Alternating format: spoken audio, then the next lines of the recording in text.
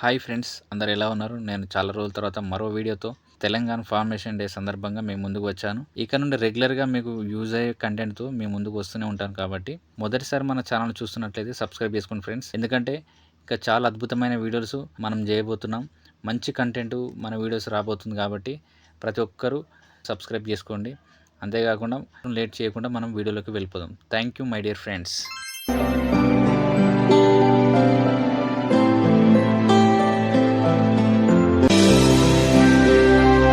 1956లో ఒక నిర్ణయం తీసుకున్నారు. ఆ నిర్ణయం వల్ల తెలంగాణ ప్రజల మనసుల్లో అసంతృప్తి మొదలైంది. ఆ అసంతృప్తి ఉద్యమంగా మారింది. ఆ ఉద్యమం పోరాటంగా మారింది. ఆ పోరాటం చివరకు ఒక రాష్ట్రాన్ని సృష్టించింది. అదే తెలంగాణ రాష్ట్రం. 57 ఏళ్ల సుదీర్ఘ పోరాటం తరువాత 2014 జూన్ 2న తెలంగాణ భారతదేశ పటంలో ప్రత్యేక రాష్ట్రంగా అవతరించింది. ఈరోజు తెలంగాణ ఆవిర్భావ దినోత్సవం సందర్భంగా తెలంగాణ ఉద్యమ చరిత్రను పూర్తిగా తెలుసుకుందాం. స్వాతంత్ర్యం తర్వాత తెలంగాణ ప్రాంతం హైదరాబాద్ రాష్ట్రంలో భాగంగా ఉండేది.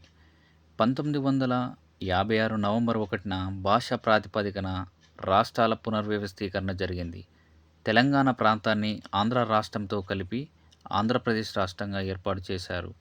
అయితే తెలంగాణ ప్రజలు అప్పుడే కొన్ని సందేహాలు వ్యక్తం చేశారు.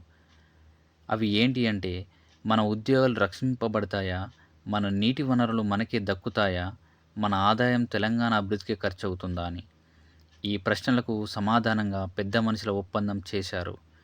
కానీ కాలక్రమేణా ఆ పెద్ద మనుషుల ఒప్పందంలోని హామీలు అమలు కావడం లేదని భావన తెలంగాణ ప్రజల్లో పెరిగింది. 1969లో తెలంగాణ ప్రజల అసంతృప్తి అగ్నిపర్వతంలా పేలింది. విద్యార్థులు వీధుల్లోకి వచ్చారు. ప్రత్యేక తెలంగాణ కావాలని నినదించారు. ఉస్మానియా విశ్వవిద్యాలయం ఉద్యమానికి కేంద్రంగా మారింది. జై తెలంగాణ నినాదం రాష్ట్రమంతటా మారిపోయింది. వేలాది మంది ఉద్యమంలో పాల్గొన్నారు.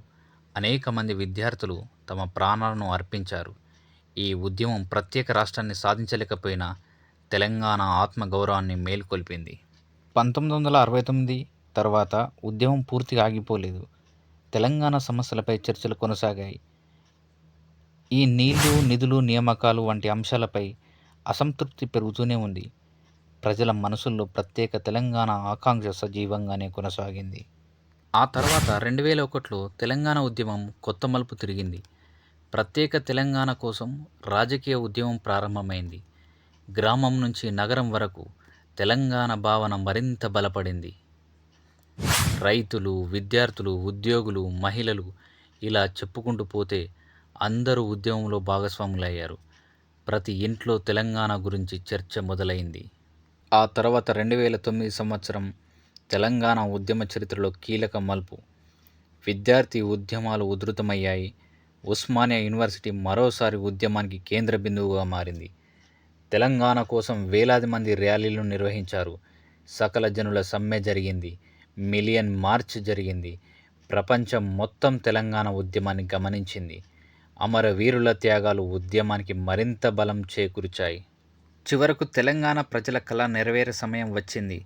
2014 ఫిబ్రవరిలో పార్లమెంటు తెలంగాణ బిల్లును ఆమోదించింది. రాజ్యాంగబద్ధంగా విభజన ప్రక్రియలో మరో ముందడుగు పడింది.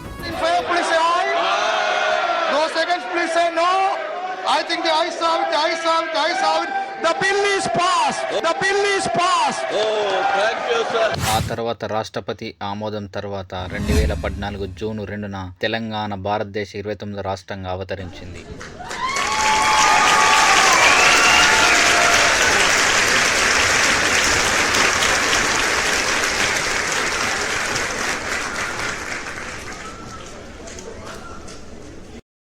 తెలంగాణ రాష్ట్ర ఏర్పాటుతో దశాబ్దాల కల సాకారమైంది. కోట్లాది ప్రజల ఆనందానికి అవధులు లేకుండా పోయాయి.